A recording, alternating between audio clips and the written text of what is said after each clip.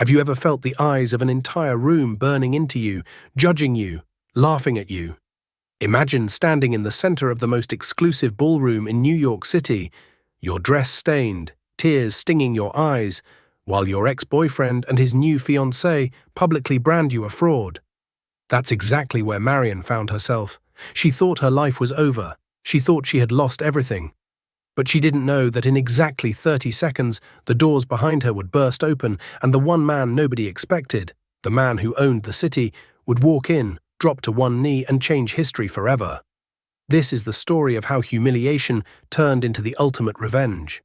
The envelope felt heavy in Marion Claire's hands, the cream-colored cardstock embossed with gold leaf that caught the dim light of her tiny studio apartment in Queens.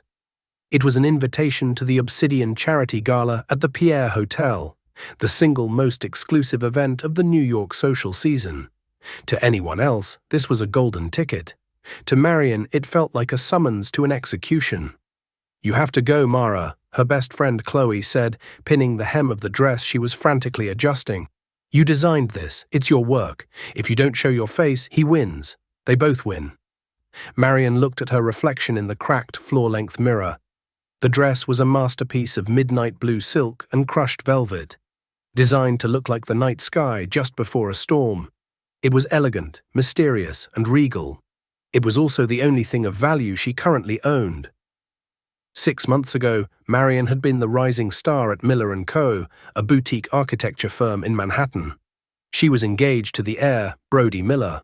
She had spent 2 years ghost designing the firm's flagship project, the Glass Spire, a revolutionary skyscraper set to redefine the Hudson Yards skyline. Then came Tiffany Dupree. Tiffany was everything Marion wasn't: loud, connected, old money, and ruthless. She was the daughter of a real estate tycoon whose investment the firm desperately needed. Within 2 months, Brody had called off the engagement, citing incompatibility. Within 3, Marion was fired for gross incompetence, a fabricated charge to ensure she couldn't claim intellectual property rights over the Glass Spire. Brody and Tiffany were now the power couple of the city, taking credit for Marion's genius. And tonight, they would be unveiling the final model of the spire at the gala. "I'm just a waitress now, Chloe," Marion whispered, touching the fabric of the dress. "I can't walk in there. Brody blacklisted me from every firm in the city. If I show up, they'll destroy whatever dignity I have left." "This invitation didn't come from Brody," Chloe pointed out, tightening a strap. "It came anonymously. Someone wants you there. Maybe it's a sign." Marion took a breath. She looked at the invitation again. "Admit 1. No name. Just a barcode." "Okay," Marion said, her voice trembling but her chin lifting. "I'll go, not to fight. Just to see my work one last time before they put their names on it forever." The ride to the Pierre was a blur of anxiety. When the Uber pulled up, a scratched Toyota Camry amidst a sea of Rolls-Royces and Bentleys, the valet sneered. Marion stepped out, the midnight blue dress cascading around her, instantly silencing the nearby paparazzi. For a second, just a second, she felt powerful. The dress fit her like armor. She ascended the grand stairs, the flashes of cameras blinding her. She kept her head high, channeling every ounce of strength she had left. She handed her invitation to the doorman. He scanned it. A red light blinked. He frowned, tapping the machine. He scanned it again. Green. "Welcome, miss," he muttered, sounding surprised. She stepped into the ballroom. It was a sea of diamonds, tuxedos, and fake smiles. The air smelled of expensive perfume and old money. In the center of the room, under a massive crystal chandelier, stood a display case covered in a velvet cloth. The Glass Spire model, and standing next to it, holding a glass of champagne, was Brody Miller. He looked handsome in a bespoke Tom Ford tuxedo, but his eyes were cold. Clinging to his arm was Tiffany Dupree, wearing a gaudy, diamond-encrusted red gown that cost more than Marion's entire education. Marion tried to blend into the shadows near the bar, but it was too late. Tiffany's eyes, sharp as a hawk's, snapped toward her. A slow, cruel smile spread across Tiffany's face. She nudged Brody. The shark had spotted blood in the water. Marion's heart hammered against her ribs as she saw them approaching. She turned to leave, to flee back to the safety of the dark streets, but a waiter accidentally stepped in her path, blocking her exit. Well, well, Tiffany's voice was high and piercing, cutting through the low hum of conversation like a siren. Look who crawled out of the gutter. The conversation in the immediate vicinity died down. Heads turned. The elite of New York love nothing more than a public spectacle, provided it's happening to someone else. Marion, Brody said, his voice dripping with condescending pity. I didn't think you'd actually come. Who let you in? The staff entrance is around the back. I have an invitation, Brody, Marion said, clutching her clutch so hard her knuckles turned white. I'm just here to see the unveiling. Then I'll leave. An invitation? Tiffany laughed, a harsh, brittle sound. She stepped closer, invading Marion's personal space. Oh, honey, we didn't send you an invite. We sent a restraining order. Did the mail get mixed up in your tenement building? I was invited, Marion insisted, her voice shaking. I have the card. Let me see it, Tiffany demanded, snatching the purse from Marion's hand before she could react. Hey! Marion reached out, but Tiffany had already ripped the clutch open. She dumped the contents onto a nearby cocktail table. A cheap lipstick, a cracked iPhone, and the cream-colored invitation fell out. Tiffany picked up the invitation, holding it delicately between two fingers like it was infected. She inspected it, then looked at Brody with mock horror. Oh my God, Brody, Tiffany gasped, loud enough for half the room to hear. It's a forgery. Look at the embossing, it's cheap foil. She forged an invite to crash our night. A murmur of shock went through the crowd. Forgery, crashing, pathetic. I didn't, Marion cried, panic rising in her throat. I received it in the mail. Scan it again. We don't need to scan it, Brody sneered, stepping forward to stand beside his fiancée. I know for a fact you weren't on the list, Mara. You're a fired junior architect with a history of instability. You're obsessed with me. It's sad, really. Security, Tiffany yelled, waving a hand. Two large men in dark suits began to make their way through the crowd. Marion felt the room spinning. The walls of the pier were closing in. The faces around her, faces she recognized from magazines, potential employers, idols, were all looking at her with disgust. And that dress, Tiffany continued, circling Marion like a predator, is that the sample fabric from the office, the curtains we threw out? She reached out and yanked hard on the delicate silk strap of Marion's gown. Rip. The sound was sickening. The strap gave way, and the bodice of the dress slipped. Marion gasped, catching the fabric just in time to preserve her modesty, clutching it to her chest with both arms. The crowd gasped, but nobody moved to help. Some people pulled out their phones. They were filming. Oops, Tiffany smirked, feigning innocence. Cheap manufacturing, just like your work. Please, Marion whispered, tears finally spilling over, just let me leave. Not yet, Brody said, grabbing her arm. You came here to steal credit for my building, didn't you? You wanted to make a scene. Well, now you have an audience. Tell them, Mara. Tell everyone how you tried to blackmail me. I never. Liar, Tiffany shrieked. She picked up a glass of red wine from the table. You're trash, Marion, and you're staining the carpet. With a flick of her wrist, Tiffany threw the wine. The dark crimson liquid splashed across Marion's face and down the front of the midnight blue dress, ruining the only beautiful thing she had left. Marion stood frozen, blinded by wine and tears, shivering in her torn dress. The humiliation was total. It was absolute. She was a joke, a spectacle, a failure. Get her out of here, Brody commanded the security guards who had arrived, and call the police. I want to press charges for trespassing. One guard reached for Marion's arm. Mom, you need to come with us. Marion closed her eyes, wishing the floor would open up and swallow her whole. This is it, she thought. My life is over. Take your hands off her. The voice didn't come from a microphone, but it boomed across the ballroom with the authority of a thunderclap. It was deep, calm, and terrifyingly cold. The security guard froze. Brody turned around, annoyed. Tiffany stopped laughing. The massive double doors at the entrance of the ballroom had swung open. Standing there was a man. He was tall, well over 6 feet, with broad shoulders that strained against a tuxedo that cost more than the entire event. He had dark hair, a sharp jawline, and eyes that burned with a terrifying intensity. He walked with a limp, using a black cane with a silver handle shaped like a wolf's head. The room went deathly silent. Even the waiters stopped moving. It was Dominic Rousseau. The Dominic Rousseau, the recluse billionaire, the man who owned half of Manhattan's real estate, a shipping empire, and a tech conglomerate. He was known for being ruthless in business and invisible in public. He hadn't been seen at a gala in 5 years. He walked into the room, the thud click of his cane echoing in the silence. The crowd parted for him like the Red Sea. He didn't look at Brody. He didn't look at Tiffany. His eyes were locked on Marion. Brody swallowed hard, stepping forward, trying to regain control. "Mr. Rousseau, what a surprise. We weren't expecting—" Dominic didn't even slow down. He walked straight past Brody, his shoulder checking the other man hard enough to make Brody stumble back. Dominic stopped in front of Marion. He looked at the wine dripping from her chin. He looked at the torn strap she was clutching. He looked at the security guard who still had a hand near her elbow. Dominic turned his head slowly to the guard.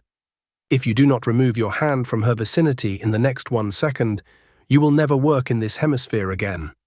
The guard vanished into the crowd instantly. Dominic turned back to Marion. The terrifying coldness in his eyes melted into something painful, something desperate. He took off his tuxedo jacket, wrapping it gently around her shoulders, covering the torn dress and the wine stains. It smelled of cedar and expensive tobacco. Then the unthinkable happened. The man who bowed to no one, the man who made mayors and senators tremble, took a step back. He adjusted his cane. And then slowly, deliberately, he lowered himself down.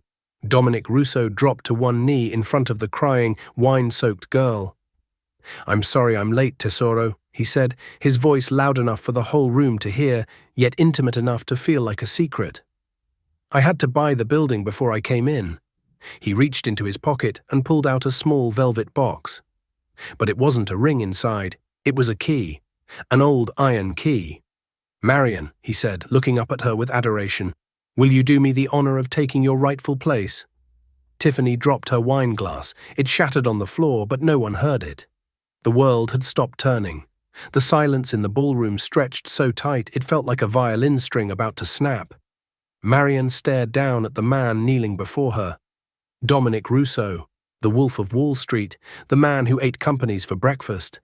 And yet, looking into his dark, intense eyes, she didn't see a billionaire. She saw a familiar flicker of pain. I don't understand," Marion stammered, her voice barely a whisper. The heavy tuxedo jacket weighed on her shoulders, a shield against the cold air and the cruel stares. "Do I know you?" Dominic smiled, a rare, soft expression that transformed his harsh features. "You know me as Dom, the man who sits on the bench in Bryant Park every Tuesday and Thursday, the man you shared your sandwich with when I forgot my wallet, the man you showed your sketches to when no one else would look at them." Marion's eyes went wide. The memory hit her like a physical blow. For the last 3 months, during her lowest points after being fired, she would sit in the park to draw. There was a man there, always in a nondescript grey coat, leaning on a cane, looking grim and in pain. She thought he was just a recovering patient from a nearby clinic. She had bought him coffee. She had talked to him about architecture, about the unfairness of the world, about the glass spire. She had poured her heart out to a stranger because she had no one else. She had treated the richest man in New York like a human being, simply because she thought he was lonely. "Dom," she breathed, "but you said you were retired. You said you used to work in waste management." "I do," Dominic said, his eyes twinkling dangerously as he glanced over his shoulder at Brody and Tiffany. "I clean up trash, and tonight business is booming." He stood up, wincing slightly as he put weight on his cane, but his posture was regal. He turned to face the room. The moment he turned, the softness vanished. The wolf was back. "Brody Miller," Dominic said. His voice wasn't loud, but it carried to every corner of the room. "I believe you were just telling this room that Miss Claire is a fraud, a trespasser?" Brody was sweating. He loosened his bow tie, his face pale. "Mr. Rousseau, look, there's been a misunderstanding. This girl is unstable. She's a disgruntled ex-employee. We didn't know you were acquainted. Dominic let out a dry, humorless laugh. He stepped closer to Brody. I have spent the last 3 months listening to the true architect of the glass spire explain every beam, every angle, and every calculation of that building. I know more about that project than you do, Brody. And do you know why? Dominic leaned in, his voice dropping to a predatory growl. Because you didn't design it. You can't even do basic calculus, can you? I checked your college transcripts. You barely passed algebra. A ripple of nervous laughter went through the crowd. Brody's face turned bright red. That's a lie, Tiffany shrieked, stepping in front of Brody. My fiancé is a genius. He designed the spire. Marion was just a coffee girl. She fetched the lattes. Dominic looked at Tiffany with the same expression one might look at a cockroach on a wedding cake. Is that so? Dominic asked calmly. He raised his cane and pointed it toward the covered display case in the center of the room, the model of the glass spire that was set to be unveiled. Then, Miss Dupree, you wouldn't mind if we took a closer look at the model. If Brody designed it, he should be able to explain the structural paradox in the atrium. The what? Brody stammered. The structural paradox, Dominic repeated. The engineering impossibility that makes the building look like it's floating. If you designed it, you know how it works. Explain it to the investors. Brody looked around the room. Hundreds of eyes were fixed on him. Investors, bankers, the press. He opened his mouth, but nothing came out. He looked at the covered model, then back at Dominic. It's trade secret, Brody mumbled. I can't discuss it. He can't discuss it because he doesn't know, Marion spoke up. Her voice was stronger now, bolstered by Dominic's presence. She took a step forward, clutching the lapels of Dominic's jacket. He doesn't know because he didn't draw it. I did. Prove it, Tiffany screamed. You have nothing. We have the files. We have the copyright. Dominic turned to Marion. He held out the iron key again. The key, Marion, Dominic said softly. It doesn't open a door. It opens the locking mechanism on the display case. I had the security team change the lock an hour ago. Only you can open it. Go. Show them who you are. Marion hesitated for a heartbeat. She looked at the wine stain on her dress, at the sneering faces of the people who had mocked her. Then she looked at Dominic, who nodded once. She walked to the center of the room. The crowd parted. She inserted the key into the base of the display case. Click. The velvet rope dropped. Marion grabbed the cloth covering the model. With a deep breath, she pulled it away. The glass spire model was breathtaking. Even in miniature, it was a work of art. A twisting, ethereal tower of glass and steel that seemed to defy gravity. The crowd gasped in appreciation. It was the crown jewel of modern architecture. Beautiful, Brody said, finding his confidence again now that the model was visible. My masterpiece. Your masterpiece? Marion asked, standing on the other side of the table. She looked him dead in the eye. Brody, tell everyone what the wind load capacity of the upper deck is. It's standard, Brody scoffed. High, very high. It's actually designed to channel wind through the structure to generate power, Marion said, her voice clear. But that's not the proof. She reached into the model. The top of the tower had a complex spiraling spire. When I designed this, Marion addressed the crowd, I knew I was working for people who didn't respect me. I was afraid that one day this exact thing would happen, that I would be erased. What is she talking about? Tiffany hissed. Security, get her away from the model. Let her speak. A booming voice came from the front row. It was the mayor of New York. He was watching intently. Marion's hands trembled slightly as she touched the intricate steel lattice of the model's spire. In architecture, we leave signatures. Usually it's in the style. But I left a literal one. She pressed a hidden pressure point on the base of the model's spire. Click, whirr. Suddenly, the top section of the building mechanically unfolded like a blooming flower. It was a feature nobody knew existed, not even Brody. As the structure expanded, the internal support beams realigned.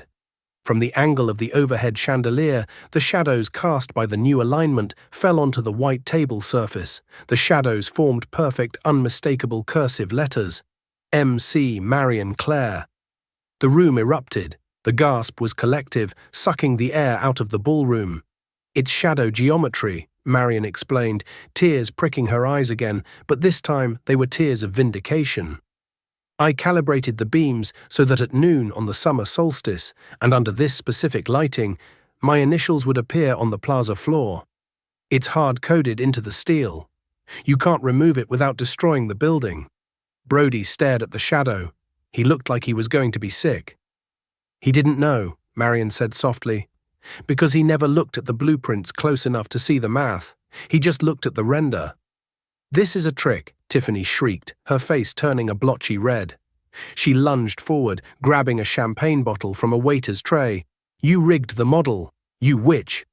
She raised the bottle, aiming for the delicate glass model, intending to smash the evidence.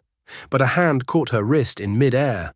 Dominic Russo didn't just catch her, he held her arm with the grip of a vice. He didn't look at her, he looked at Brody. "Attempted destruction of private property," Dominic noted calmly. "Add it to the list." He released Tiffany, who stumbled back into a waiter, sending a tray of hors d'oeuvres flying. She slipped on a stuffed mushroom and fell hard onto the floor, her red dress billowing around her like a deflated parachute. "This is insane," Brody yelled, panic taking over. "So what? So she put her initials on a toy. I own the firm. I own the copyright. The building is being built by Miller & Co. Even if she designed it, it belongs to me. You can't do anything about it, Russo." Dominic tapped his cane on the floor, a slow rhythmic beat. "You are right, Brody," Dominic said. "Intellectual property laws are tricky. If you owned the firm, you would own the design." "I do own the firm," Brody shouted. Actually, Dominic reached into the inside pocket of his tuxedo, the one Marion was currently wearing, and pulled out a folded document. "About that." He walked over to Brody and slapped the document onto his chest. "At 7:45 p.m. tonight, my holding company, Obsidian Corp., purchased the majority debt of Miller & Cohen from your bank. You were leveraged to the hilt to fund this gala, weren't you?" Brody's hand shook as he opened the document. "Your father signed the papers 20 minutes ago," Dominic continued, his voice cold as ice. "He realized that selling the company to me was the only way to avoid bankruptcy. I am now the majority shareholder of Miller & Co. I own the building, I own the copyright, and I own your job." Dominic leaned in close, his face inches from Brody's. "And as the new owner, I am making my first executive decision. You're fired, effective immediately, and since you signed a non-compete clause when you joined your father's firm, you are barred from working as an architect in New York for the next 10 years. Brody dropped the papers. He looked at Marion. "Mara, please, you can't let him do this. We were in love." Marion looked at the man who had let her be humiliated, who had stood by while his fiancé poured wine on her. "No, Brody," Marion said, her voice steady. "I was in love. You were just in business." She turned her back on him. Dominic offered his arm to Marion. "Miss Claire, I believe we have a project to discuss. The glass spire needs a lead architect, and I hear the position just opened up." I would love that," Marion said, taking his arm. "Good," Dominic said. He looked around the silent ballroom. "And as for the rest of you, enjoy the cold appetizers. We're leaving." Dominic guided Marion toward the exit. The crowd parted with reverence this time, but just as they reached the doors, Tiffany, scrambling up from the floor, screamed out one last desperate venom. "He's only doing this because he wants to sleep with you. You're just a charity case to him, a cripple and a beggar." Dominic stopped. The temperature in the room seemed to drop 10 degrees.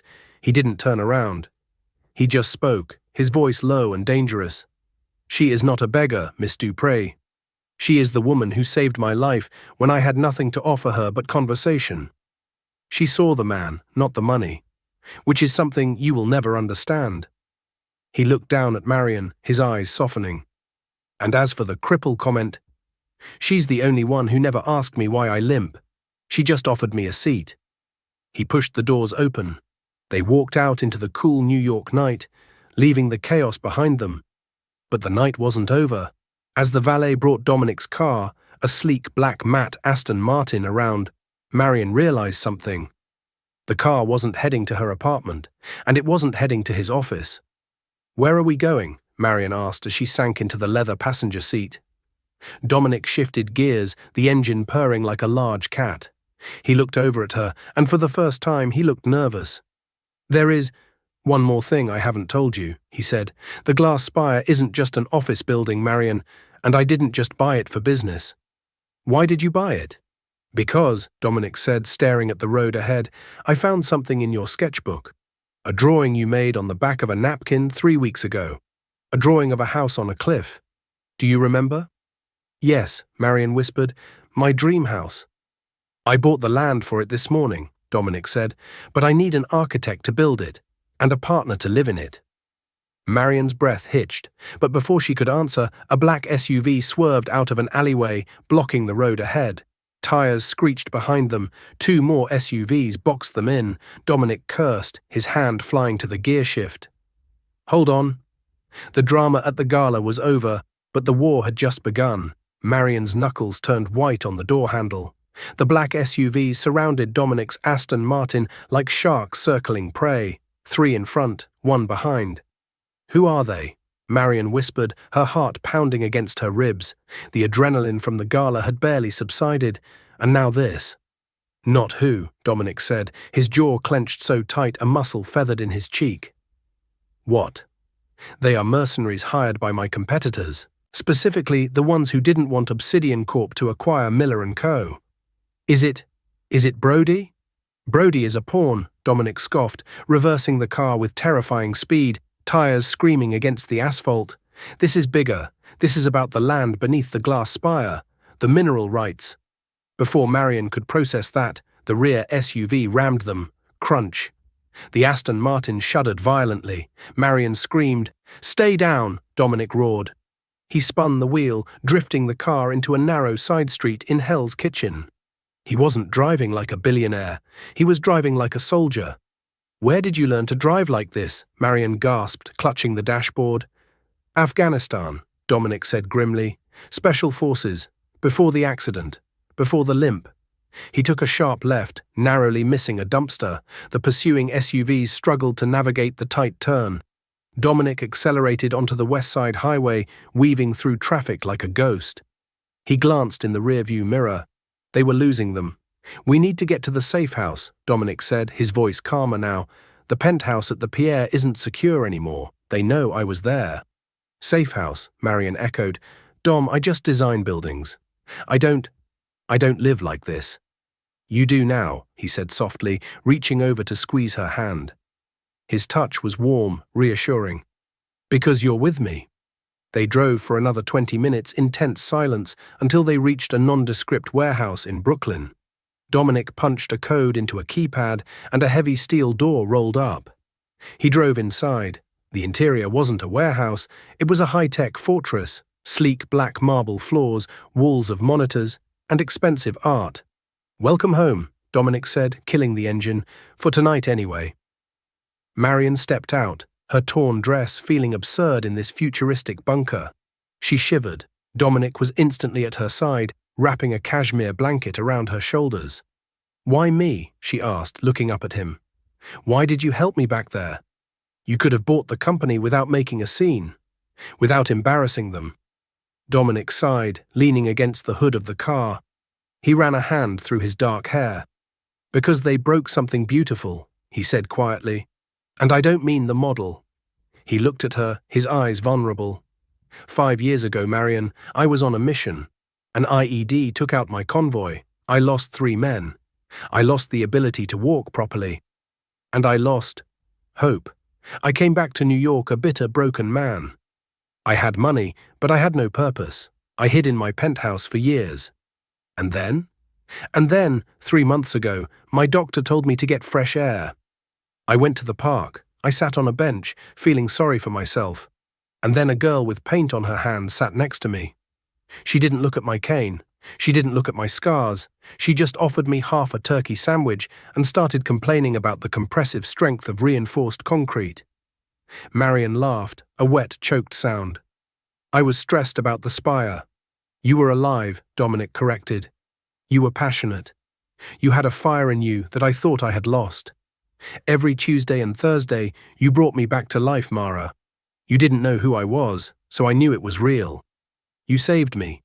He reached out, his thumb brushing a tear from her cheek. When I found out who you were, and what Brody did to you, I didn't just want to ruin him. I wanted to burn his world down and build a monument to you in the ashes." Marion stared at him. The most powerful man in the city was confessing his soul to her. Marion started, but her phone buzzed. She pulled it out of her clutch. It was a text from an unknown number. "I know where you are, and I know about the mineral rights. If you don't bring the blueprints to the construction site in 1 hour, the whole world will know Dominic Russo is a war criminal." Attached was a photo. It was a grainy image of a younger Dominic in uniform, standing over something. It looked bad. Edited, but bad. "Dom," Marion whispered, showing him the phone. Dominic's face went white. Then it went dark. A darkness so profound it scared her. "That photo is fake," he growled. "But the threat isn't. It's Tiffany's father, old man Dupree.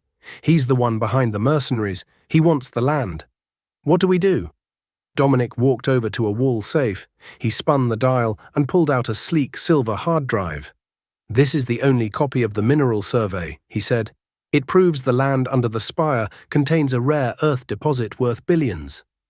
That's why Dupree wanted the project. He didn't care about the building. He wanted to demolish it and strip mine the block." He would destroy my building?" Marion asked, horror dawning on her. "Yes. Unless we stop him."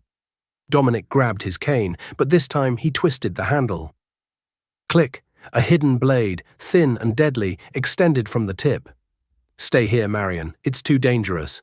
"No," Marion said, grabbing her drafting tube from the back seat of the car, the one thing she had saved from the gala besides her dignity. "It's my building. It's my design.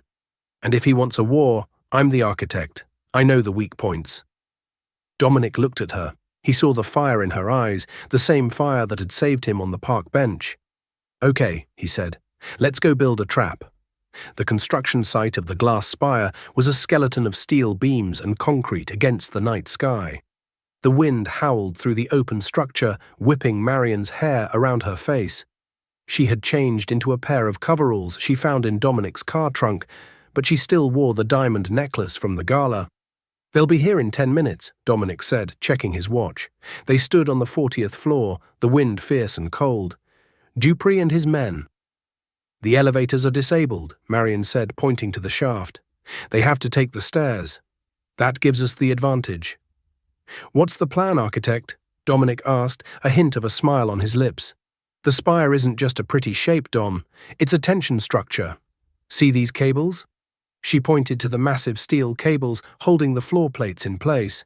"They're under immense tension. If one snaps, the vibration travels through the whole building. And if we tune the frequency right, we can make the floor on the 39th level unstable, just for a moment, like a tuning fork." Dominic looked at the cables, then at her. "You want to turn the building into a giant guitar string and shake them off?" "Exactly." A heavy metal door banged open on the floor below. Footsteps echoed. Heavy boots. "They're here," Dominic whispered. "Mr. Russo." A voice boomed from the stairs. It was Tiffany's father, Marcus Dupree. "And the little architect girl. How quaint." Dupree walked onto the 39th floor, flanked by 4 armed men.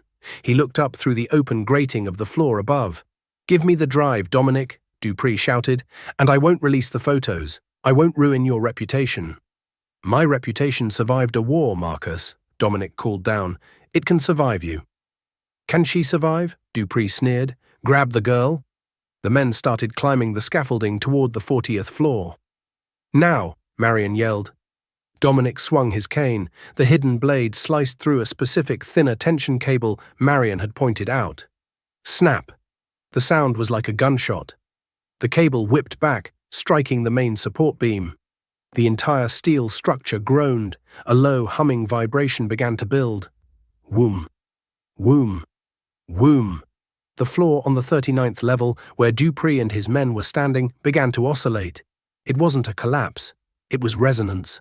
The steel grating vibrated so violently that the men lost their balance. "What is this?" Dupree screamed, falling to his knees. The vibration made it impossible to stand. His men dropped their weapons, clutching the railing for dear life. "It's physics, Marcus," Marion shouted over the noise. "Resonance frequency, you can't strip mine a building that fights back." Dominic didn't waste a second. While the men were disoriented, he vaulted over the railing, landing on a solid beam on the 39th floor. He moved with a grace that belied his limp. With swift, brutal efficiency, he disarmed two of the men before they could even stand up. Dupree fumbled for a gun in his jacket. Dominic stepped on his hand. Hard. "Ah!" Dupree cried out. Dominic kicked the gun away. He looked down at the older man with disgust. "It's over, Marcus. The police are already on their way. I sent them the audio recording of your threat." You can't prove anything," Dupree wheezed. "I can," Marion said, climbing down the ladder to stand next to Dominic. She held up her phone. "I've been live streaming to the Obsidian Corp shareholder meeting for the last 5 minutes. Dupree's face went slack. "Say hello to the board, Marcus," Dominic said coldly. Sirens wailed in the distance, getting closer. The vibration of the floor slowly died down as the secondary supports took the load. Dupree slumped against a steel beam, defeated. His men were groaning on the floor. Dominic turned to Marion. His adrenaline was fading, and he leaned heavily on his cane, wincing. "Are you okay?" Marion asked, rushing to support him. "I am now," he said, looking at her with an intensity that made her knees weak. "You realized? You just saved my life again." "We're even," she smiled. "Not yet," Dominic said. He reached into his pocket. Not for a weapon, not for a drive, but for the small velvet box from the Gala. "I didn't get to finish asking you earlier," he said. "Dom, here, in a construction site?" "It's the perfect place," he said. "This is where we built our victory. Marion, I don't just want you to be my architect. I want you to be my partner. In everything." He opened the box. Inside the velvet, beside the iron key, was a ring. A stunning, raw-cut black diamond set in platinum. "Will you marry me?" Marion looked at the ring, then at the man who had fought for her, bled for her, and believed in her when she was nothing. "Yes," she whispered, "yes." Dominic kissed her, right there amidst the steel and the cold wind, as the police lights painted the unfinished walls in red and blue. But as they pulled apart, a slow clapping started from the shadows of the stairwell. "Bravo!" a voice sneered, truly touching. Emerging from the darkness was Tiffany Dupree, and she was holding a detonator. "Daddy might have failed," she said, her eyes manic. "But I won't. If I can't have the building, nobody can." She held up her thumb over the red button. The columns around them were rigged with C4. The red light on the detonator blinked in time with the police sirens wailing 20 stories below. Blink, blink, blink. Tiffany Dupree stood near the open edge of the 39th floor, the wind whipping her torn red dress around her legs like a flag of war. Her mascara had run down her face in dark streaks, making her look like a terrifying, tragic clown. "You think you've won?" Tiffany screamed over the wind. "Because you got the ring? Because you humiliated my father? I don't care about the money, I care that she has it." She pointed a trembling finger at Marion. "She was nothing, a coffee girl. I was the one who was supposed to be on the cover of Architectural Digest. Me." Dominic took a step forward, his hands raised slowly. "Tiffany, put the detonator down. There are police snipers on the roof of the adjacent building. You press that button, you don't just kill us, you end your life." "My life is already over." Tiffany laughed, a sound that cracked in the cold air. "Brody is ruined. Daddy is going to prison. And I'm the laughingstock of New York. If I'm going down, I'm taking the glass spire with me. It's poetic, isn't it?" She pressed her thumb harder against the button. "Say goodbye to your masterpiece, Marion." Marion stared at the explosive charges duct-taped clumsily to the main steel columns. She looked at the wires running across the floor. Her mind, usually filled with elegant curves and stress loads, suddenly snapped into a different mode. Structural analysis. She took a step toward Tiffany. "Marion, stay back," Dominic warned, his voice tight. "No," Marion said, her voice surprisingly calm. She walked until she was only 10 feet away from Tiffany. "Let her do it." Dominic looked at her as if she had lost her mind. "Marion?"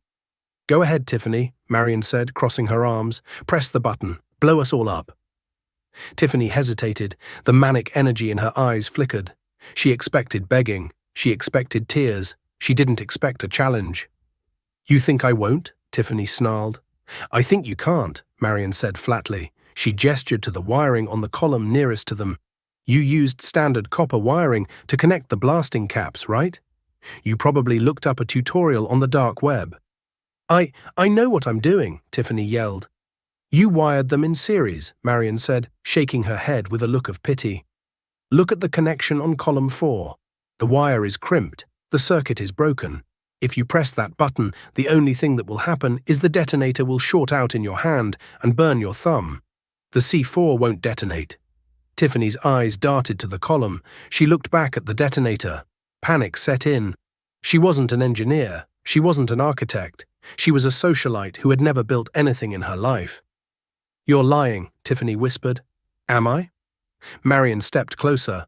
I designed this building, Tiffany. I know every inch of it, including the fact that the wind shear on this floor generates enough static electricity to disrupt a wireless signal. But a hardwired connection. If you messed up the loop, nothing happens. Tiffany looked down at the device in her hand. For a split second, her thumb wavered. She looked at the wiring on the floor, trying to see the crimp Marion had mentioned. That split second was all Dominic needed. He didn't need a cane. He didn't need to be gentle. He launched himself forward, tackling Tiffany with the force of a linebacker. They hit the concrete floor hard. The detonator flew out of Tiffany's hand, skittering across the floor toward the open edge. No, Tiffany shrieked, clawing at Dominic's face.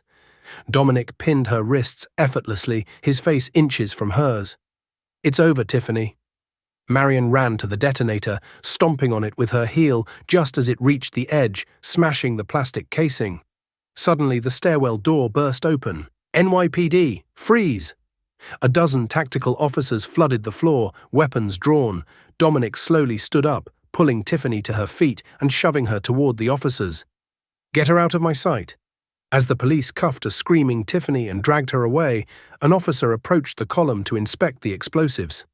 Bomb squad is on the way, the officer said, looking at the wiring. He frowned. Ma'am, this wiring looks fine. It's a perfect loop. If she had pressed that button... He looked at Marion with wide eyes. We'd all be pink mist. Dominic turned to Marion. He realized what she had done. You bluffed, Dominic exhaled, a mixture of shock and admiration on his face. You gambled our lives on a bluff about a crimped wire. Marion looked at the explosive, then back at him. She was shaking now that the adrenaline was fading. I'm an architect, Dom, she said, a small, tired smile touching her lips. I know how to build things up, but I also know how to dismantle people who don't know what they're doing. She didn't trust her own work. That was her flaw. Dominic pulled her into a fierce embrace, burying his face in her hair. Remind me never to play poker with you. Too late, she whispered against his chest. You already went all in. 1 year later, the sun was high over Manhattan, the summer solstice. The plaza in front of the newly completed glass spire was packed. Thousands of people, press and dignitaries had gathered for the grand opening. The building soared into the sky, a shimmering needle of glass that reflected the clouds. It was already being hailed as the eighth wonder of New York. At the podium stood Marion Rousseau. She wore a white suit, sharp and elegant. On her finger, the black diamond ring caught the light. In the front row, Dominic sat, looking healthier and happier than he had in a decade. Next to him was Chloe, Marion's best friend, now the head of interior design for Obsidian Corp. Brody Miller was currently serving a 3-year sentence for corporate fraud and embezzlement. Tiffany Dupree was in a secure psychiatric facility upstate. The Dupree empire had crumbled, its assets bought up for pennies on the dollar by Obsidian Corp. They told me I was nothing, Marion said into the microphone, her voice echoing across the plaza. They told me my designs were trash. They told me I didn't belong in this city. She looked at Dominic. He winked. But stone by stone, we built this. Not just a building, but a testament to the truth, that you can try to bury talent, you can try to steal credit, and you can try to humiliate someone into silence. But you cannot hide the light. She checked her watch. 12 hours p.m. And just so no one ever forgets who built this, she pointed to the pavement in the center of the plaza. As the sun hit its zenith, the light passed through the complex glass structure of the spire's peak. The shadows aligned perfectly on the white granite below. Massive, sweeping cursive letters formed out of darkness and light. M.R. Marianne Rousseau. The crowd erupted in cheers. Dominic stood up, ignoring his cane, and walked up the steps to the podium. He took the microphone, then took his wife's hand. "To the architect of my life," he said, and kissed her in front of the whole world. And this time, nobody was laughing. They were only looking up. Marianne's story isn't just a drama. It's a reminder that no matter how hard people try to push you down, your talent is the one thing they can never steal. They tried to break her at that gala, but they only succeeded in revealing the diamond hidden in the rough. We've all had a Tiffany or a Brody in our lives, someone who took credit for our work or made us feel small. But remember, the best revenge isn't anger. The best revenge is massive success. If you loved this story of justice, romance, and karma, please hit that like button. It really helps the channel grow and lets me know you want more stories like this. Don't forget to subscribe and turn on the notification bell so you never miss the next part. And tell me in the comments, have you ever had a boss take credit for your work? Let's talk about it below.